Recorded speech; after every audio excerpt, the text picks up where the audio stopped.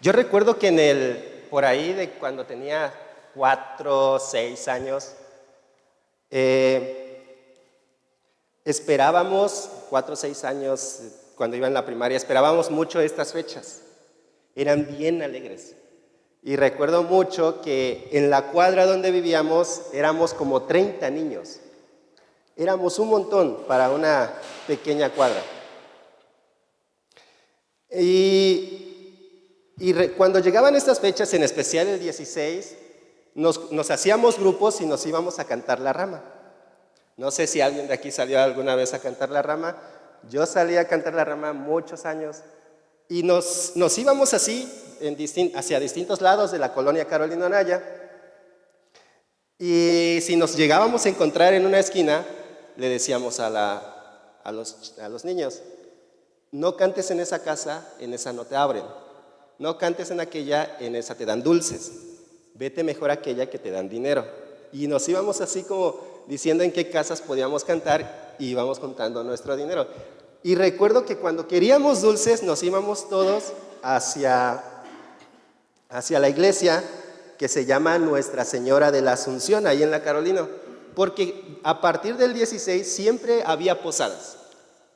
Y entonces nos íbamos a las 8 de la noche, entrábamos a la iglesia, nos daban nuestro aguinaldo, nuestros dulces, nuestro pambazo, nuestro ponche, estábamos ahí, participábamos de la posada y nos íbamos a casa. En esos momentos eran otros tiempos, los niños podían salir con libertad, no pasaba nada. Pero el 24 teníamos una vecina que se llamaba Zenaida. Pocas veces he creído que personas no merecen morir de la forma en que murieron. Más cuando estas personas fueron muy buenas. Esta persona se llamaba Zenaida y murió de cáncer. De un cáncer, no sé si era en la garganta o en su boca, pero fue muy difícil para su familia. Pero esta señora, doña Zenaida, era muy buena. Cada 24 hacía una posada familiar y para todos los niños que vivíamos en la cuadra. Y recuerdo muy bien que el momento más bonito era cuando acostábamos al niño Dios. Cuando íbamos hacia el pino de la casa de doña Zenaida y acostábamos al niño Dios. Y participábamos todos, había piñatas luego, los dulces, nos daba pastel o algo que había hecho de comer. Y nos íbamos después. Ya cuando llegaba la cena, porque no sé si ustedes cenaban a esa hora, pero nosotros acostumbrábamos a cenar después de las 11. Estábamos los niños en la calle y de repente a uno que le decíamos el chica, a su hermano le decíamos el pinta, nos decían: mi hermana hizo sándwich. Y ahí ven a todos los mocosos metiéndose a la casa a comer los sándwiches que hizo la hermana. Luego nos decía el pelón: mi abuelita hizo esto, y ahí vamos todos los mocosos a la casa del pelón a comer lo que hizo su abuelita. Y luego yo decía: es que mi mamá hizo esto, y vamos allá algunos a comer lo que mi mamá hizo. Y las puertas el 24 siempre estaban abiertas. Siempre estaban abiertas, para todos. No había puerta cerrada en esa cuadra. Y por muchos años pasó eso. No sé si a ustedes les tocó jugar incluso con sus vecinos, con las chispitas, con los cohetes, con los fuegos artificiales. A nosotros cada año íbamos a comprar más y el 25 era de salir y buscar los que no habían prendido. Pero ¿a qué voy? Siempre en estas fechas hay relatos navideños, relatos bíblicos que son navideños. ¿Por qué navideños? Porque siempre los contamos en estas fechas. Recuerdo también que en la primaria nos hacían participar de pastorelas. Pero el mayor centro de estas fechas era recalcar el nacimiento de Jesús. Hoy en día ya no es lo mismo. Hoy en día ya es una cena que podemos juntarnos entre familia. Hoy es una fecha que buscamos para otras cosas, pero para recordar a Jesús, sinceramente, es algo de lo que menos se está hablando. Así ha ido el mundo y así hemos ido también nosotros. Pero en los relatos navideños que yo encuentro en la Biblia, encontramos uno en particular que me gusta un montón, y es cuando van los magos a Belén. Todos se saben esa historia, que van los magos y se postran ante Jesús y le entregan regalos, todos no sabemos esa historia. Pero todo ese relato que cuenta Mateo 1 son partes también leyendas de aquel tiempo. Y vamos a leerlo. Vamos a Mateo, no va a haber proyección, no va a haber ahí los versículos, entonces si gustan anotar, adelante. Mateo 1.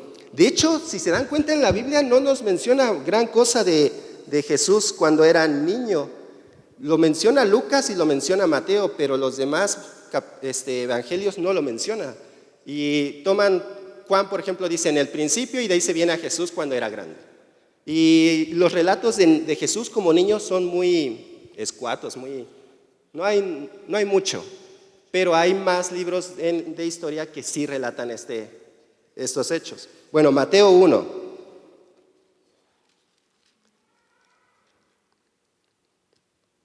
Se los leo yo.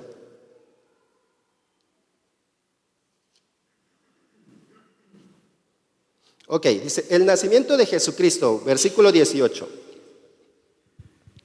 Estando desposada María, su madre, con José, antes que se juntasen, se halló que había concebido del Espíritu Santo.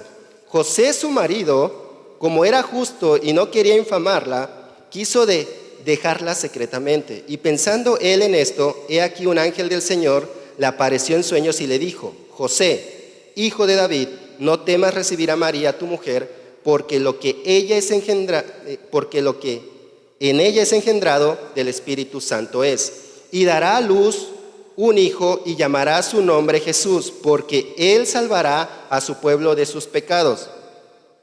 Todo esto aconteció para que se cumpliese lo dicho por el Señor por medio del profeta, cuando dijo: he aquí una virgen concebirá y dará a luz un hijo, y llamará su nombre Emmanuel, que traducido quiere decir Dios con nosotros. Y despertando José del sueño, hizo como el ángel le había mandado y recibió a su mujer, pero no la conoció hasta que dio a luz a su hijo primogénito y le puso por nombre, ¿qué nombre le puso? Jesús. Cuando Jesús nació en Belén de Judea, en días del rey Herodes, vinieron del oriente a Jerusalén unos magos, diciendo: ¿dónde está el rey de los judíos que ha nacido? Porque su estrella hemos visto en el oriente y venimos a adorarle. Oyendo esto, el rey Herodes se turbó y toda Jerusalén con él. Y convocados todos los principales sacerdotes y los escribas del pueblo, les preguntó dónde había de nacer el Cristo. Ellos le dijeron: en Belén de Judea, porque así está escrito por el profeta. Y tú, Belén, de la tierra de Judá, no eres la más pequeña entre los príncipes de Judá, porque de ti saldrá un guiador que apacentará a mi pueblo Israel. Entonces Herodes, llamando en secreto a los magos, indagó de ellos diligentemente el tiempo de la aparición de la estrella. Y enviándolos a Belén dijo: id allá y averiguar con diligencia acerca del niño. Cuando le halléis, hacédmelo saber, para que yo también vaya y le adore. Ellos, habiendo oído al rey, se fueron, y aquí la estrella que habían visto en el oriente iba delante de ellos, hasta que llegando se detuvo sobre donde estaba el niño. Y al ver la estrella se regocijaron con muy grande gozo. Y al entrar en la casa vieron a un niño con su madre María, y postrándose lo adoraron y abrieron sus tesoros, le ofrecieron presentes: oro, incienso y mirra. De ahí cuenta que Dios les dice, como que les da un aviso: no se vayan con Herodes, váyanse por otro camino. Y Herodes descubre que como que se siente engañado y manda a matar a los niños. La historia de Jesús acá, cuando dice que José deja a María porque estaba embarazada, es una historia que también viene en el Talmud, y viene en especial con un personaje del Antiguo Testamento, y es Moisés. En el Talmud, que es un libro judío, dice que Amram dejó a Jocabed cuando estaba embarazada de Moisés, y que Miriam, la hermana de Moisés, fue la que convenció a Amram de que regresara con Jocabed. Lo interesante de esta historia de Jesús, cuando José deja a María, es que eso ya había pasado en el Antiguo Testamento, según la leyenda del Talmud, que es un libro judío. Pero lo interesante es de que Moisés fue llamado para libertar a los judíos, pero Jesús fue llamado para libertar a la humanidad. Pero la historia es muy parecida. Otra cosa, el faraón manda matar niños de 2 años hacia abajo. Y como iba a nacer Moisés, solamente lo tuvieron un tiempo, lo pusieron en una canasta y lo mandaron por el río Nilo. Llega ante la hija del faraón, lo rescata él, y el faraón mismo es el quien lo protege, sin saber que él iba a salvar a los judíos. Pero ¿qué es lo que vemos? El mismo Egipto, el mismo país de Egipto, fue la protección de Moisés. ¿Y qué le dijo Dios a José cuando iban a matar a los niños en Belén? Agarra al niño y a su madre y llévatelos a Egipto. La misma historia. Egipto protege a un libertador de los judíos, pero también protege a Jesús, el libertador de todos nosotros. Esa es una parte de la historia. Ahora, vamos con los magos. Aquí, si hay alguien que cree en los Reyes Magos, tápense los oídos. ¿Por qué? Porque no eran 3, no eran reyes y no eran magos. Primera, no eran 3, no eran reyes y no eran magos. Se ha hecho como mito, como leyenda, que eran 3, que eran reyes y que eran magos, pero no, eran sabios. Y se dice, según el libro de Flavio Josefo, es que era una caravana, que alrededor eran de 100 a 150 de sabios, los cuales llegaron con Herodes. Preguntando por el rey de los judíos. Pero imagínense ustedes, hace ratito le digo a Teo, me toca predicar, y me dijo, pásame, ¿ya se acuerdan que la otra vez lo pasé aquí adelante para que actuara como Jesús? Y le dije, te voy a pasar para que de veras. Bueno, Herodes, imagínense a Herodes. Herodes es rey de los judíos en ese entonces. Y llegan unos sabios y te dicen, ¿dónde está el rey de los judíos? Herodes pudo haber dicho, pero si aquí me tienes. Pero ellos no buscaban a él, buscaban a uno que había de nacer o que había nacido. Por eso es que Herodes se turbó, porque alguien le iba a quitar la posición. Pero aquí vemos la hipocresía de Herodes, que dice que se turbó, mandó a sus sabios, a los sacerdotes, a los escribas, a investigar qué era lo que había pasado, en qué tiempo, en qué lugar iban a nacer el Mesías, y le dicen el tiempo, y cuando ve a los sacerdotes de nuevo le dice, hey, vayan y adórenlo. Y cuando lo encuentren, vienen y me dicen. Pero ahora, algo interesante de este pasaje es una estrella. Dice que los sabios empezaron su viaje porque vieron una estrella al oriente. Pero cuando salieron de Herodes, dice que la estrella ya iba delante de ellos. Y la estrella se paró justo donde estaba Jesús. Una estrella no hace eso. Una estrella no se está moviendo y diciéndote por dónde tienes que ir. Esa estrella tenía algo especial. ¿O por qué se detiene justo donde estaba Jesús? Y dice que ellos al ver de nuevo la estrella se alegraron. Y esa estrella los guía. Pero bueno, el detalle es que Mateo cuenta este hecho de una estrella, pero no es nuevo en ese tiempo. Que estrellas haciendo alusión a un Dios o guiándote hacia un Dios no es nuevo. De hecho, Julio César, que murió en el año 44 a.C., cuando murió y lo estaban en uno de sus funerales, dice que pasó a plena luz del día una estrella la cual iluminó todo el lugar por 7 días. Y cuando vieron la gente la estrella dijo, verdaderamente Julio César era hijo de Dios.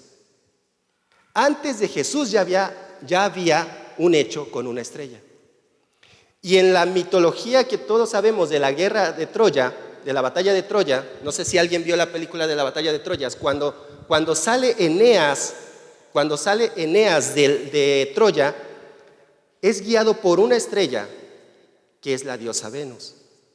Y de hecho, hay muchos que dicen que la batalla de Troya no fue real, hay otros estudios que dicen que sí, y que desde ahí se fundó Roma. No lo sabemos, no nos importa si fue real o no, pero esa leyenda ya estaba en aquel tiempo. Y igualmente a Eneas lo había guiado una estrella que era la diosa Venus. Y Eneas era hijo según era hijo de la diosa Afrodita. Entonces, que Mateo ponga el hecho de que sabios eran guiados por una estrella no es nuevo. Ya había leyendas acerca de eso en ese tiempo.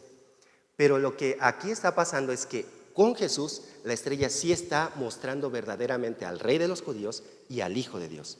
Lo demás eran leyendas, pero este hecho sí estaba mostrando algo cierto y algo verdadero. Ahora, les dije que la estrella era inusual y que se había detenido justo donde estaba Jesús. Dice que los sacerdotes cuando llegaron a Jesús le dieron presentes. ¿Sí recuerdan qué fue? Oro, incienso y mirra. Pero estos sacerdotes o estos sabios, ¿por qué llevaron oro? ¿Por qué llevaron incienso? ¿Y por qué llevaron mirra? Si era un niño, se cree que cuando, como lo decía la pastora, se cree que cuando llegaron con Jesús, Jesús tenía 2 años. Cuando llegaron los sabios con Jesús, Jesús tenía 2 años. Dice que vieron al niño con su madre, no dice que vieron al bebé con su mamá. Entonces le ofrecieron oro, incienso y mirra. ¿Por qué oro? Porque el oro en aquel entonces simbolizaba el reinado. Y mientras más oro tenía el rey, quería decir que más duradero iba a ser su reino.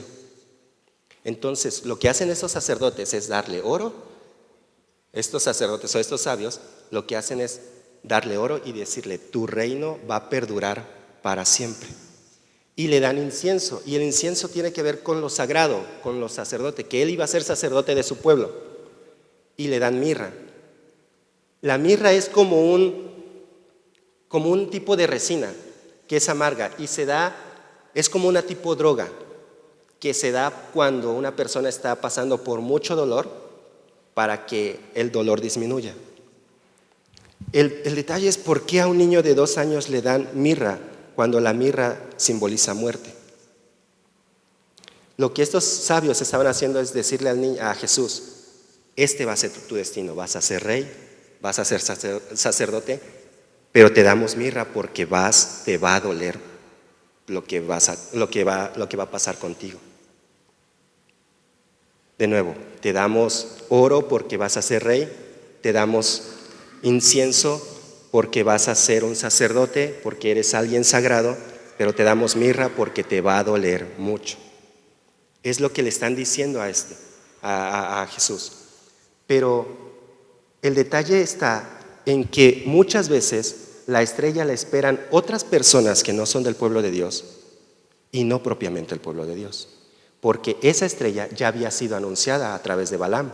Cuando dice, lo voy a ver, no ahora, pero se levantará la estrella de Jacob. Balaam ya había anunciado esa estrella, pero el pueblo de Israel no lo había visto. ¿Cómo? O sea, tú volteas al cielo, incluso nosotros volteamos al cielo y de repente vemos una luz y le decimos a la siguiente persona, ¿viste cómo se movió esa estrella? Pensamos en los ovnis, vemos una luz rara, pensamos que ya es un extraterrestre y estamos buscando todo. Y le decimos a alguien, es que yo vi algo, yo vi un platillo, yo vi esto. Pero, ¿cómo es posible que un pueblo entero no haya visto una estrella moviéndose así? Pero sí unos sabios que venían de muy lejos. Aquí una reflexión es, Dios muchas veces te va a mostrar la estrella por donde tienes que ir, pero el punto de buscarla y verla es tuya. Si tú no la ves, no es cuestión de Dios, es cuestión de uno. Pero volviendo a los sacerdotes, entonces le ofrecen a Jesús oro, incienso y mirra. Y dice que postrándose a él le adoraron. Cuando se postraron quiere decir que pusieron todo su cuerpo boca abajo, todo su cuerpo en el piso.